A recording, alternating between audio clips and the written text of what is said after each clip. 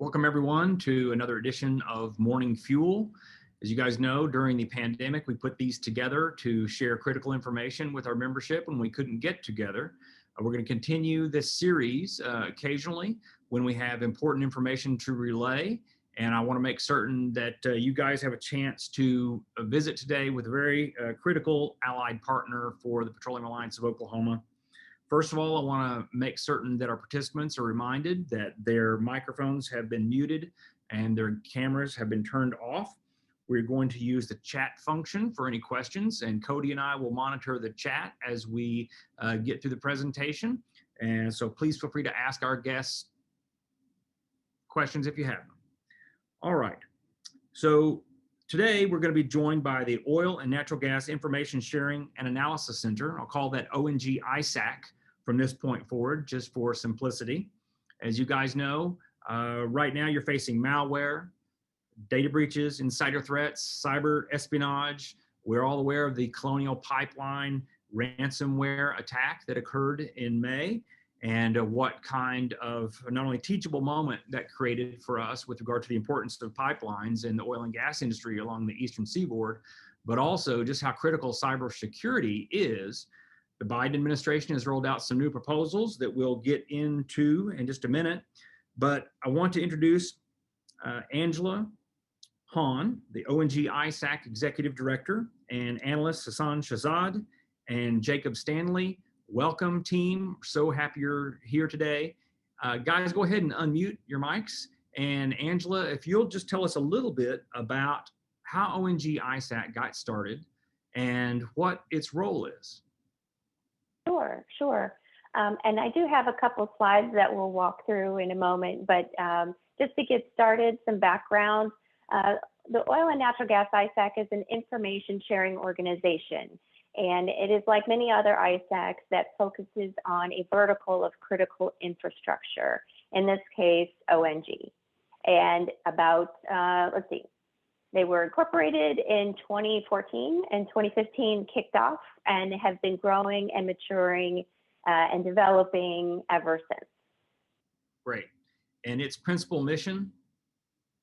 Our principal mission is to be the communication hub for cyber threats and vulnerabilities. Information that we share from amongst our members, we tap into open source resources as well as government agency intelligence. We want to be that intelligence feed to bring you all the information you need from all the outside world instead of having to go out and grab it yourself, which can be a little overwhelming. There's also a lot of white noise out there. So when you're really interested in focusing on what's happening in the energy sector, ONG-ISAC can help you narrow the scope on that and then still identify things that are impacting across sectors, but help filter some of that in a way of funneling it into you instead of trying to reach out and grab it all yourself. So Great. We're here to help. Great. And you have two good analysts with us today who work with the team. Would you please introduce your analysts? Sure. So Hasan has been with us for a couple of years now, and Jacob just joined us in the spring, so I'll let them give a little background on themselves. Great. Thanks, Angela. I guess I'll go first. Good morning, everyone. My name is Hassan Jacob. I am one of the ONG-ISAC SOC analysts.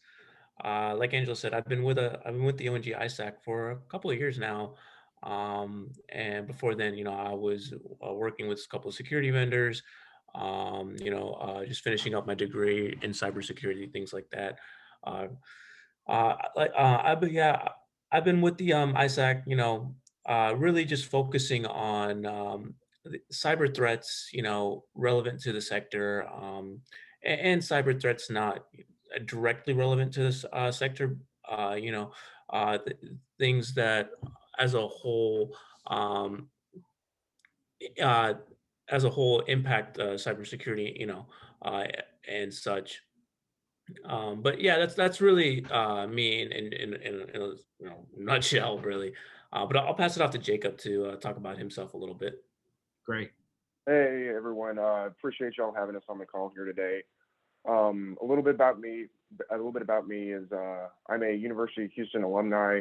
I've spent just about the last 4 years conducting threat intelligence research within the oil and gas industry. Previously for a petrochemical company located here in Houston, Texas, but as Angela said, got onboarded here a couple months ago. Things have been going great, and as Hassan alluded to, we really do focus on the collection, curation, and production of predictive trends and threat analysis. And some of that has to be done at a very high level, focusing not only in the industry, but also in the looking at the threat actors and cyber threats as a whole. That's very important when doing the predictive analysis, which we'll get into here in a minute when we start our presentation. Great. With that, I'll hand it back over to you, Brooks. Thank you, Hassan. Thank you, Jacob. Angela, why don't you take it away? We know our guys are facing threats not only from just common thieves, but also oil and gas opponents. So tell us a little bit more. Sure. First, we like at the ONG-ISAC to start our meetings with a cyber safety moment.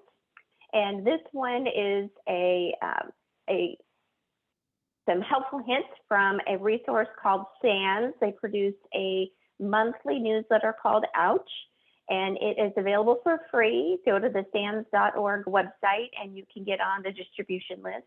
This one talks about protecting your privacy, and I think privacy is not emphasized enough, and being aware of what you need to proactively do about what's collected about you and how it can be used against you.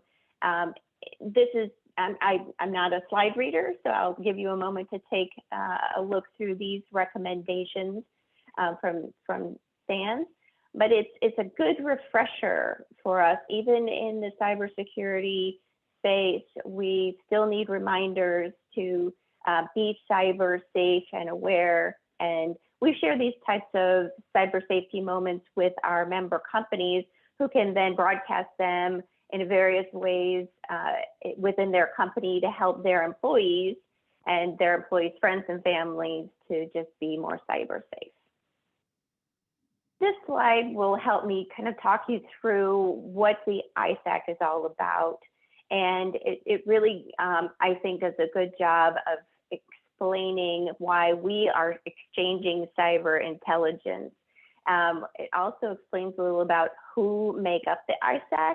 So we do have representation from upstream, downstream, midstream, field service and supply companies, integrated oil, natural gas, trade associations, other sharing organizations. For example, the Electricity ISAC is a strategic partner of ONG-ISAC. So we have a formal relationship to share information that can benefit both organizations, as well as trade associations like the Petroleum Alliance of Oklahoma. We have a good opportunity to have a mutually beneficial relationship. And technology providers, IT security, OT security, cybersecurity, we tap into a lot of their expertise, their research, their subject matter experts there, as well as their intelligence that they share.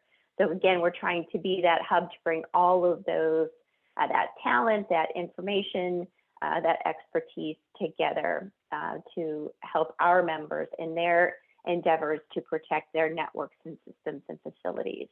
There's a lot of benefits to membership, particularly related to our analysts and executive calls on a regular basis. We have forums which provide, like you guys, an opportunity to compare notes and to discuss the top events. We really feel like it's really important to develop trusted relationships in the blue sky days, as we call them, so that when something does happen, you are prepared with a plan. You have things that you need to do. And so it's really about how quickly do you detect, respond, and recover. So this real-time authenticated information is critical to staying aware of these vulnerabilities and threats, and the notifications we push out on a regular basis. Oops, pardon me.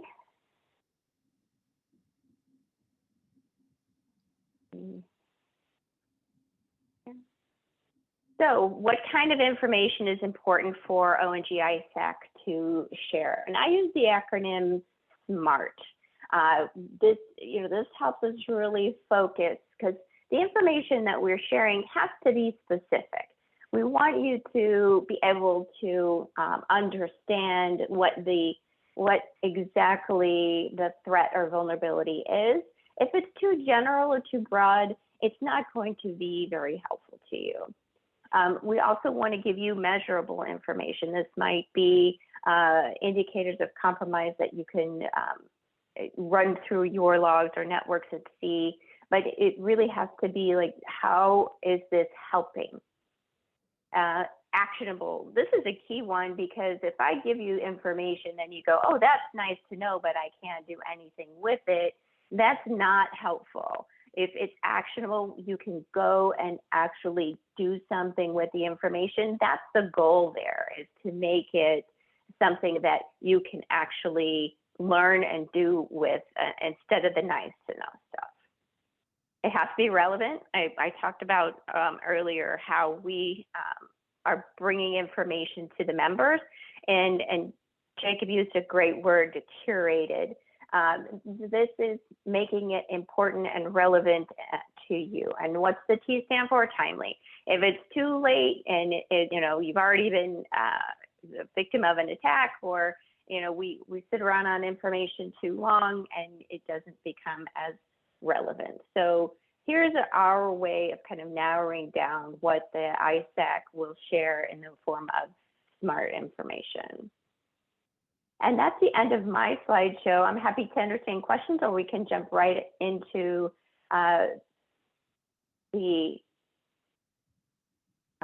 presentation from Hassan and Jacob, and or however you want to proceed. Let me know. Great, Angela. Thank you very much for that brief overview. Hassan, Jacob, if you have some things you'd like to share, this would be a great opportunity. I want to tell our members that as a recipient of the ONG-ISAC threat briefings, they are detailed, they are specific, they are everything that Angela just discussed. And at the conclusion of this presentation, and this week, we're going to send out a request for our member companies so that we collect the names of your IT security folks that we can pass along free as part of your membership some of the ONG-ISAC briefings, so that you have awareness and you guys can take action inside the companies. So Hassan, Jacob, with that, go for it. Thanks, Brooke. And give me a second, we'll pull up our slides here.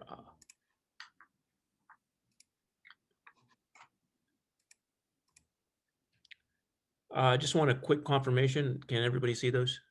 Yes. Excellent. All right, Jacob, if you want to take it away. Yeah, sure. Thanks, Hassan. And, we've gone through introduction, so we can go ahead and get right into it. I want to talk a little bit about some of the statistics we do at the ONG-ISAC. So Hassan mentioned something great earlier, and we kind of discussed it a little bit about tracking threats in a broad manner. And we track 32 ransomware gangs and their TTPs associated with this. So we can conduct some sort of statistical analysis and be predictive in our efforts in providing intelligence, where we think things are going to go, what we think is going to be targeted next, what exploits we think will occur, and how that will ultimately benefit you is, if you know ahead of time, you'll be able to implement the security controls and features to mitigate this whenever these guys get up to speed and it actually starts happening. And a lot of that is done through some of our intelligence collection. That's where we obtain a lot of our statistics. And, we want to know what industries are going to be heavily impacted and how these groups conduct their operations, because the art of winning, the war on ransomware is going to be done a lot by knowing yourself, your networks, your infrastructure, your software catalogs, and et cetera, and then knowing the enemy and how they're going to be exploiting this stuff and choosing their victims. And we collect open source intelligence, closed source intelligence, and we even collect intelligence on our own.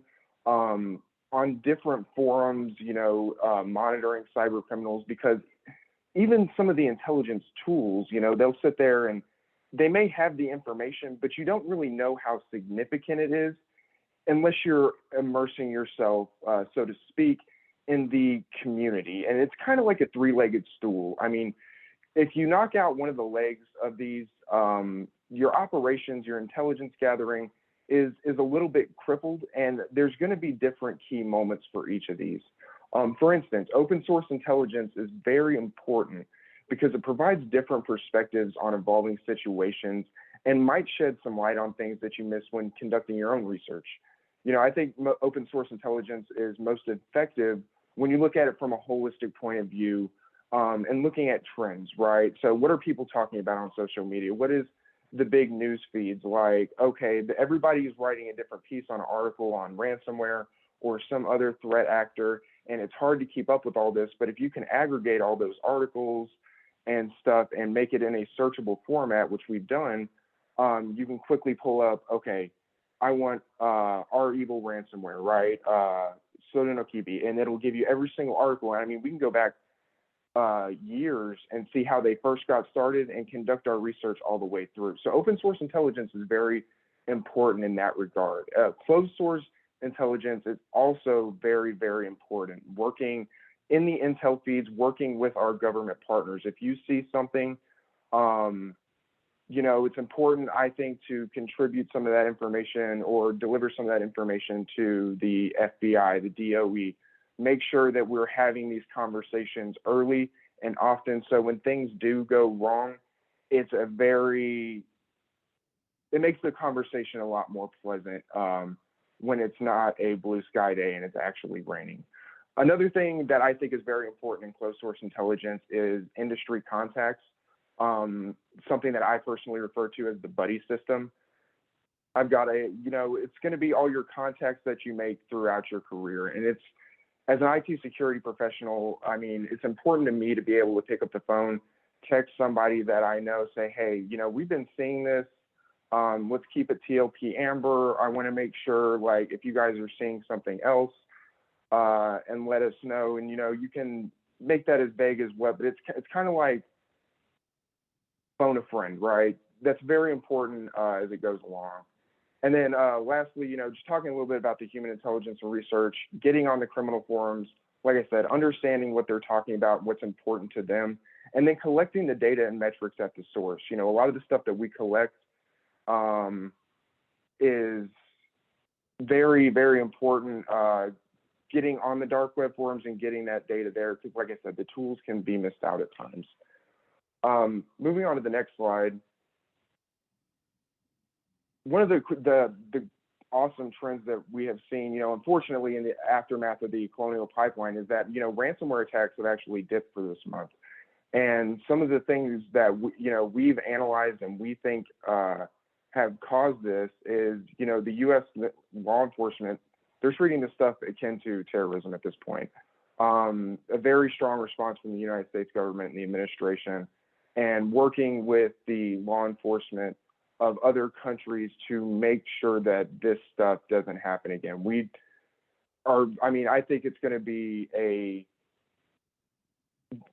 critical infrastructure will still probably be attacked, but all the ransomware gangs, all the criminals are all thinking twice now before they do it. It's going to be a lot of the bigger gangs, and Hassan will go into that in a little bit, that may still try to reach out there and attack critical infrastructure. It's sort of like a high risk, high reward.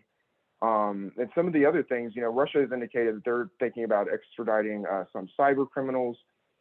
However, this would be a complete reversal of their policy.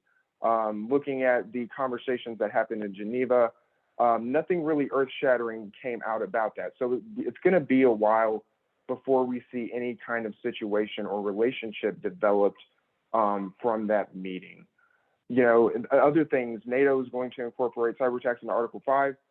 That is a big deal. Cyber attacks are now being treated as physical threats because it does have a physical impact in the real world whenever critical infrastructure is attacked. So with that, I'm going to hand it off to Hassan to go over some of our major ransomware threats and events. So Jacob, as you hand off here, so basically what you're saying is that there is now an awareness among the cyber criminal gangs that with the new classifications, big guys are going to start kicking down their doors and grabbing them, right? Yes, that is correct. And one of the reasons that a lot of cyber criminals operate within Russia is because of this policy that the Russian law enforcement judiciary system will not prosecute criminals for attacking other countries. So we're become a safe haven for cyber gangs because they know they're not going to get prosecuted for attacking European, United States assets as long as they're within those borders. Now, as soon as they step out, that's when we see a lot of collaboration with other law enforcement where we get these guys arrested, right? And that, a lot of that work is big kudos to the FBI and other three-letter agencies that help facilitate that. Great, thank you, Jacob. Continue us on. Thank you. Yeah, so thanks, Jacob, for the the explanation on the ransomware statistics and the trends going on there. But I really wanted to talk about some specific ransomware groups. So I'm sure, as you guys already know, ransomware has been around for a long time. I mean, it's been around since before my time. But within the past few years, it's really just skyrocketed out of control.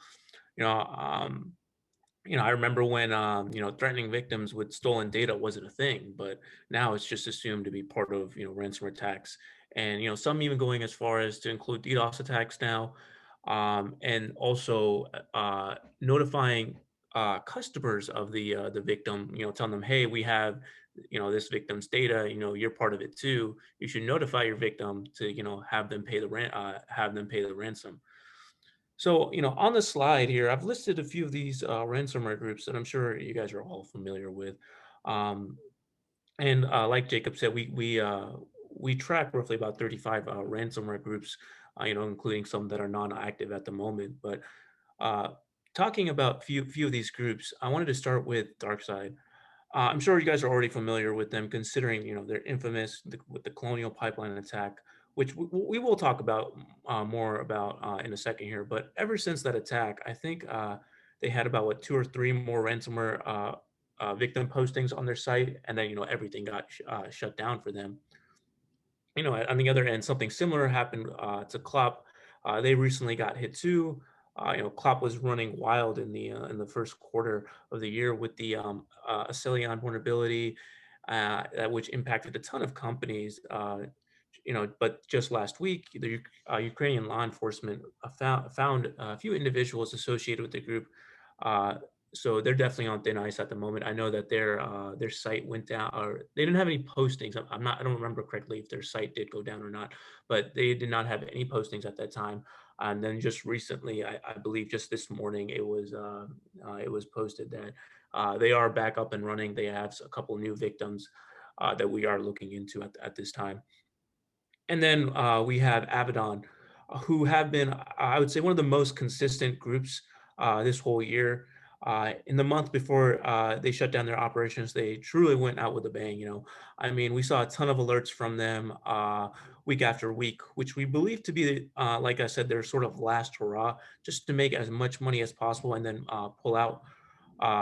Right now, everything is down. The data leak site, no new victims or communications from anyone that might be associated with this group. Everyone else on this on this listed on the slide, uh, they're active as well. Just to highlight Conti, who have been very active. Just this last week, I think we saw about 15 alerts, something like that, of new victims on their data leak site. A recent new group, Prometheus, that we are tracking, have definitely begun to make a name for themselves. So far, they're also a very consistent group. They don't have the numbers like Conti or Abaddon did, but they are consistent with their victim alerting, at least on their data leak site. Which I believe they will become one of the big players as far as ransomware groups are concerned, and even fill up the shoes left behind by Abaddon and potentially Clop. We'll see how that goes. Something else that's interesting about this group is that they claim to be a part of REvil ransomware group family, but there's no evidence that confirms that that this group is. But this group is, definitely very sophisticated, and I really wouldn't be surprised if that evidence does come out to confirm their involvement with REvil. Now, all these groups use, some form of vulnerability or some type of exploit to, reach their end goal. I've listed some of the big named vulnerabilities, in the past year or so on the slide that everyone should somewhat be familiar with. Um, and as security experts and professionals, this is where we should be focusing our time on. It's great to learn about the threat actors, but having an unbreakable defense will keep you safe. But how do you do that, right? I know on one of the ONG-ISAC calls that we have with our members, a topic came up about how can we keep track of all these vulnerabilities. And I told them that each organization, if they don't already, should have a priority list of products. Which products, if infected or compromised, would have the biggest impact on the network.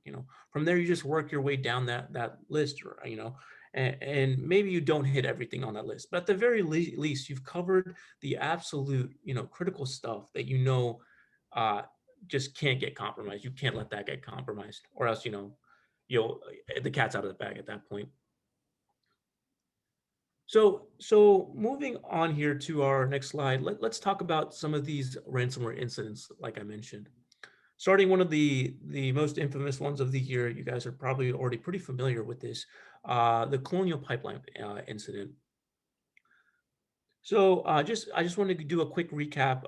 Colonial was hit by DarkSide, which in turn caused them to shut down their main pipeline. That's basically supplies gas to all of the East Coast. Now, because of that, we saw a major gas shortage on the East Coast states, and even now we're still currently seeing the effects of this attack. Right? If you guys are on the East Coast, like I am, you guys might know that gas prices are still pretty high, and doesn't seem like they're going to be going down anytime soon. Now, Colonial did confirm that they paid the ransom, which was about $4.5 million to get that pipeline back up and running as soon as possible. The pipeline itself was restarted May 12th, about, I think that's 5 days after the attack. It was less than a week. And by the 17th, Colonial reported that they were transporting fuels at a normal level. They were, up to how it was before the attack. And this attack has really shifted ransomware operations and the public awareness, and that's the important part: the public awareness of ransomware as a whole. DarkSide had to shut down their operations. Major dark web forums like XSS publicly stated that ransomware business will not be allowed on their site. The attack really was, I would say, the straw that finally broke the camel's back. As far as ransomware is concerned in a public domain. Looking at another attack, JBS Food Group that was hit by REvil ransomware group. JBS is the largest meat producer globally, and they have operations around the world.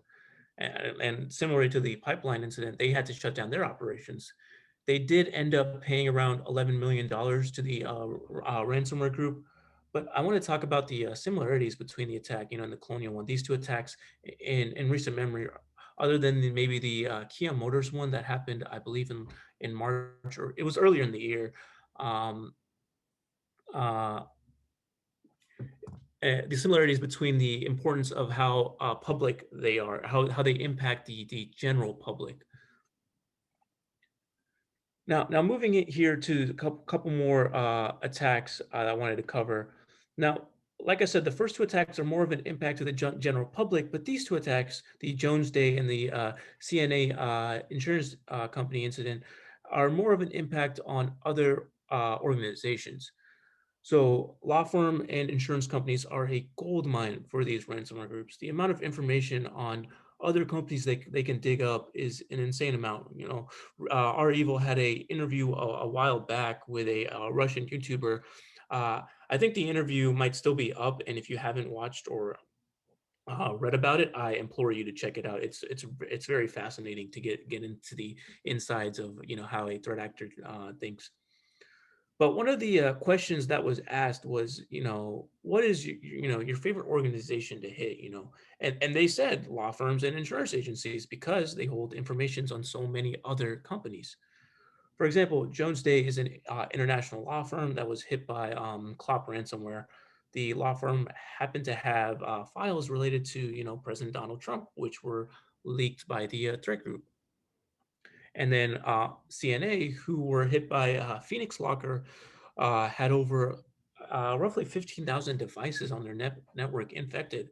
They were basically forced to pay an insane $40 million, which I think that's the highest paid ransom to date, which again, I'm sure is related to the fact that they are an insurance company and that they have that information on other organizations, so just something to keep in the back of your head. So, so moving on to the next slide here, let's talk about, what's being done. So Jacob's briefly mentioned this, but ransomware attacks have been going on for a while, but I would not say that, this is something the general public is really aware of, and mostly because it doesn't affect them, right? The everyday Joe isn't thinking about ransomware attacks or what the consequences of ransomware attacks. But these attacks on critical infrastructure is really changing that outlook, that mentality, and because of that, action is being taken at a much rapid pace. So during the Colonial attack, President Biden sent out an executive order to improve national cybersecurity, and his goal was to really improve the cyber relationship between the private sector and the government sector. He wanted to improve information sharing between the sectors, implement better cybersecurity standards, and an important one being improving supply chain risk. He plans to basically have a baseline set in place for companies that sell software to the government, which will probably mean better standards as a whole, which will benefit the private sector as well. The president also wants to establish a cyber safety review board, which will be led by government and private sector leaders. This group will basically act as an investigation party during an incident to find out what happened and recommend improvements. And I mean, there's a ton of other great, changes and improvements in this document. I think the whole document's about like 40 pages long. So we could be here all day, just talking about this. But, not only did we have this order from the president come out, but we also had a ransomware task force being made by the Department of Justice. Like the name just suggests, this task force will solely work on, ransomware related incidents. This group is made up of the Justice Department, Justice Department's Criminal and National Security and Civil Division, the FBI, the Office of U.S. Attorney. They also plan to include, individuals from the private sector, even international agencies. So this is a pretty big deal. And I remember that this task force was part of the Colonial attack in getting the ransom amount back. Now, the details on how they did do that isn't exactly clear or publicly available, but this task force was responsible for getting the I'm not sure if they got all of it back. I think the media reported on getting about 3.8, somewhere around that range, $3.8 million of that ransom payment that was paid returned back. So they are definitely, putting in that work. And this really circles back to what I said earlier about, Abaddon shutting down their operations. And the people from Klopp getting caught in the Ukraine, which momentarily shut down their operations as well. Things are really beginning to change as far as ransomware is concerned. And I'll pass it back off to Jacob to talk about that chain and provide a trend analysis that we at the ONG-ISAC are seeing. Great. Jacob? Thanks, Hassan. Yeah, so Hassan pretty much mentioned it. And we talked about a little bit about it earlier, like analyzing these statistics, these metrics, this data, this information, and distilling it onto where we think, with confidence, ransomware is going to be heading and what sectors are going to be the most vulnerable to attacks in the future. And the truth is, the sectors that are might be attacked more often are those with downtime sensitivity. So we've seen shutting down of critical manufacturing. If you look at the graph on the right, critical manufacturers are a pretty great target, because if you shut down a facility, there's a double incentive to pay the ransom. I mean, you're losing money as long as that facility is no longer in production, right? It's not just the theft of data. At that point, it is causing a bottom line impact on the organization. The other things are the financial sectors, the industrial sectors tend to be more financially resilient than many of the other critical infrastructures. Even in times of economic hardship, times of COVID, these sectors tend to still generate positive cash flow and make money. So they still have the resources to pay these ransoms whenever hard times hit, right?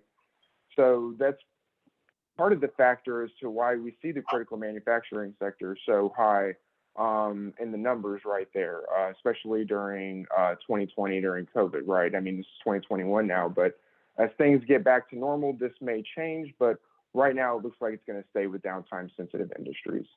Another important factor is a lot of the orgs that are attacked are located out of Commonwealth and independent state countries. So former USSR countries typically are not targeted. One of the things that we've talked about on several calls is installing the Russian language pack on your PCs. A lot of these ransomwares use that as kind of a red flag. If they see the Russian language pack, they will not encrypt those PCs, and the ransomware will automatically delete itself. And the more organizations that include these things, it's going to force them to adapt. And if we force them to adapt, there's a better chance that they can make a mistake and we can see justice being brought to these groups, right?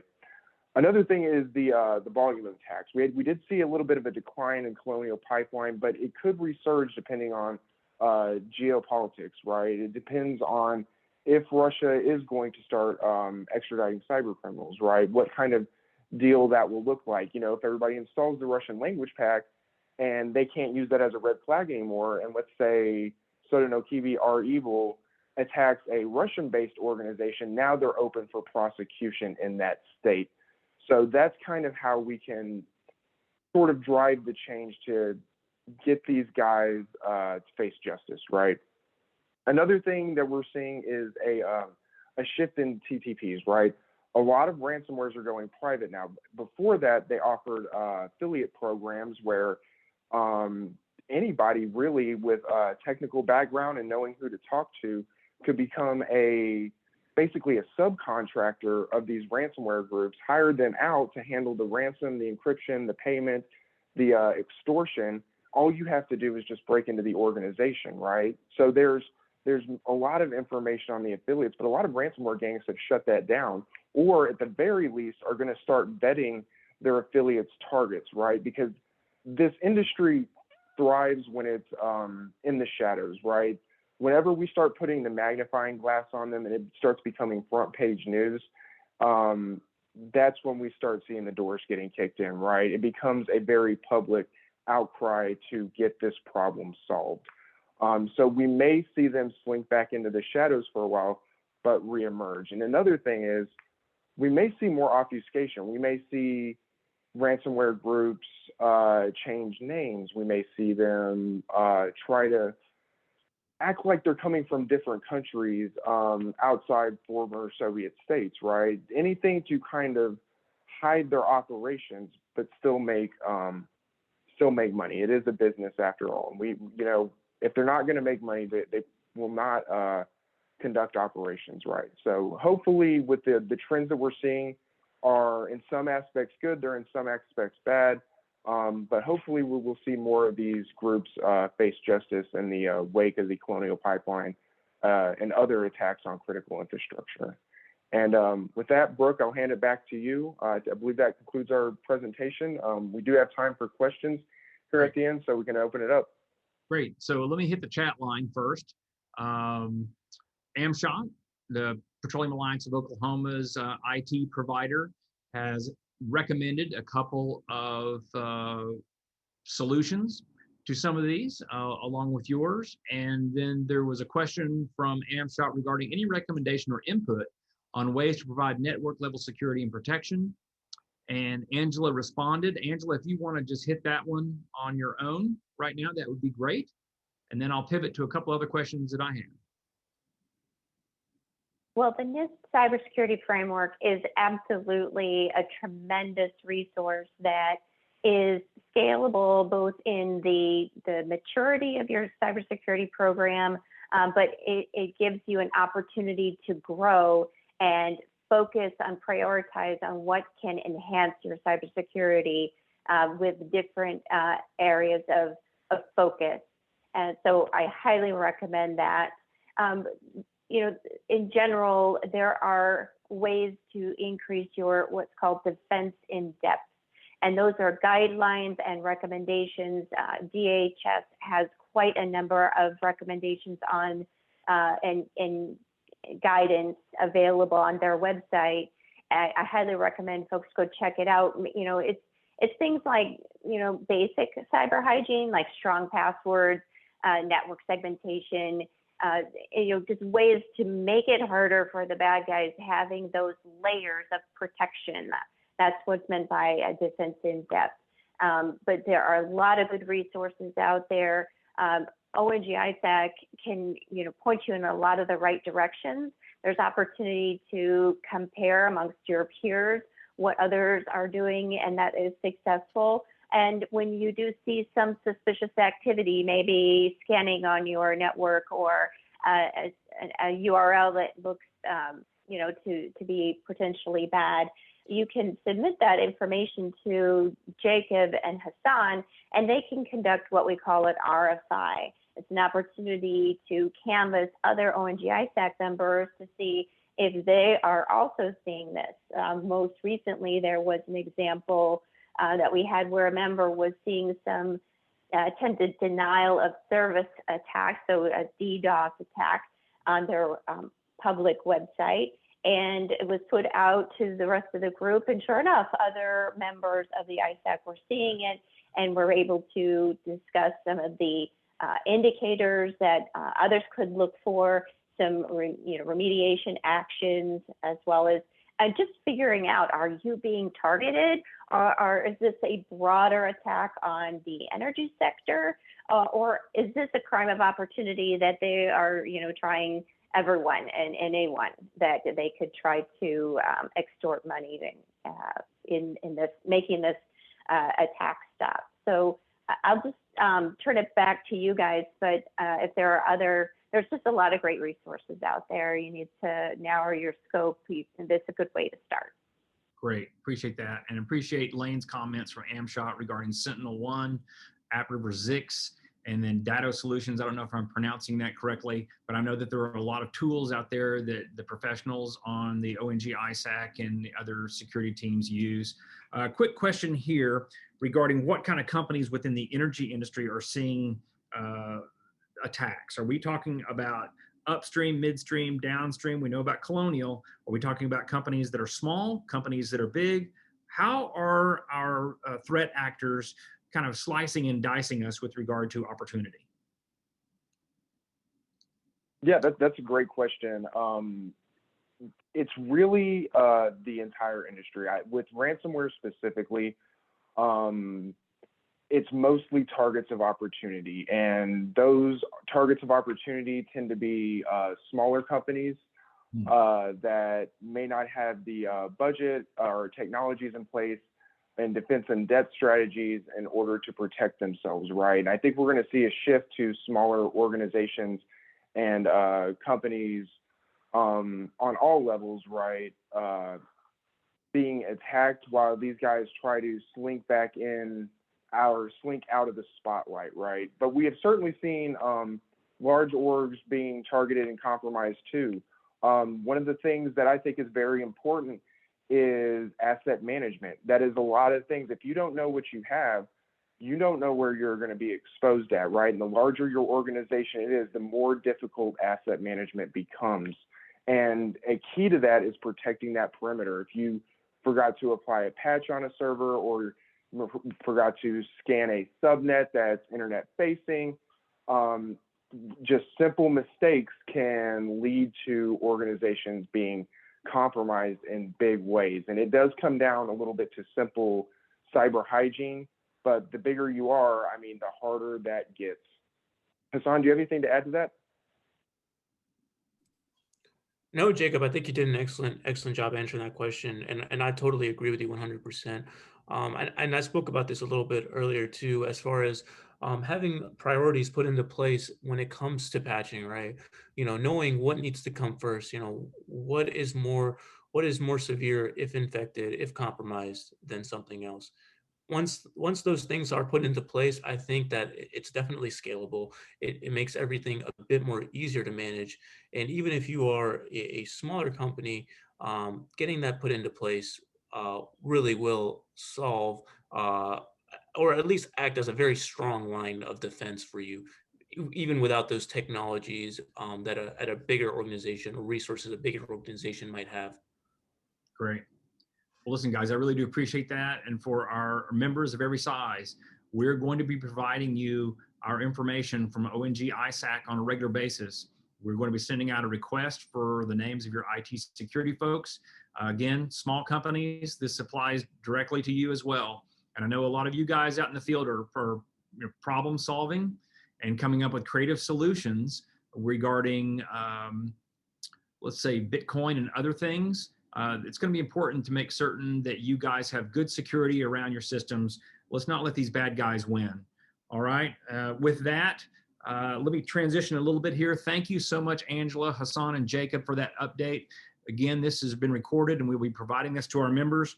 I want to remind our attendees that we are now halfway through 2021 and we have our events calendar filled with events through the back half of the year.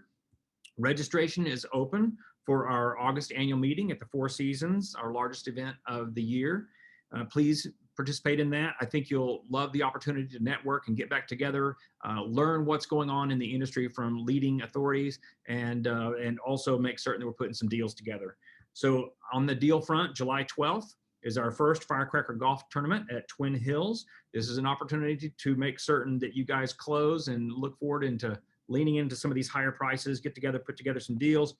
And the Stack Summer Classic, you're operating in the Kingfisher area in Stack, July 9th and 10th. That is a livestock show. This really allows our upstream, midstream, and downstream guys to interact with local officials and families that are involved in the agricultural sector. You guys know how important those relationships are when it comes to the social license to operate. We have two other morning fuels coming up, one on Project Canary, which is our effort to make certain that the Europeans and others who are going to purchase our hydrocarbon molecules understand that they are reliably sourced. And then economist Dr. Russell Evans from OCU on July 14th to announce some new programs and some exciting things that we're going to be doing in concert with the university. Again, information can be found at thepetroleumalliance.com or look for our events email each Tuesday or the Alliance Highlights email every Friday. Thank you guys for participating today. Angela, Hassan, Jacob, thank you very much for leaning into that. To all our participants, thank you. Look forward to seeing you next time and in person. Thank you.